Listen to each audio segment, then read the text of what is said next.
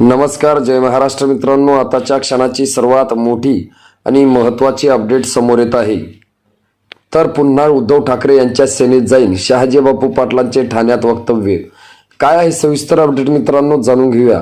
भाजपचे आमदार गणपत गायकवाड आणि शिवसेनेचे कल्याण पूर्व शहर प्रमुख यांच्यातील वाद हा वैयक्तिक मालमत्तेवरून झाला आहे। यातून शिवसेना भाजपाशी पक्षीय युद्ध लागणार नाही, पक्षीय धोरणेचेही भांडण होणार नाही। त्यामुळे मुख्यमंत्री एकनाथ शिंदे यांनी करोडो रुपये घेतल्याचा आमदार गायकवाड यांनी केलेला आरोप निराधार असल्याची स्पष्टोक्ती सांगोल्याचे आमदार शहाजीबापू पाटील यांनी रविवारी ठाण्यात दिली। ठाण्यात खासदार श्रीकांत शिंदे यांच्या वाढदिवसानिमित्त ज्युपिटर रुग्णालयात लहान मुलांच्या हृदयाला असलेल्या छिद्रावरील शस्त्रक्रिया शिबिराला त्यांनी आवर्जून हजेरी लावली। यावेळी पत्रकारांशी बोलताना त्यांनी स्पष्टीकरण दिले। ते पुढे म्हणाले, विकासनगरी आहे त्या भागात असे प्रश्न उद्भवले आहेत। वैयक्तिक कारणातून कोणीही मुख्यमंत्री किंवा उपमुख्यमंत्री यांच्यावर आरोप करू नये, स्वतःच्या स्वार्थासाठी दुसऱ्यावर खापरही फोडू नये, असा टोलाही त्यांनी भाजपच्या गणपत गायकवाड यांना लगावला आहे। या प्रकरणाला पक्षीय रंग नको असे देखील ते म्हणाले।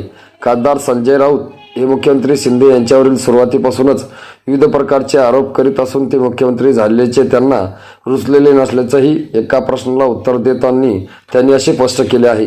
मित्रांनो, तुम्हाला काय वाटतं? तुमची प्रतिक्रिया आम्हाला नक्की कळवा। भेटूया पुढच्या व्हिडिओमध्ये। तुर्तास धन्यवाद।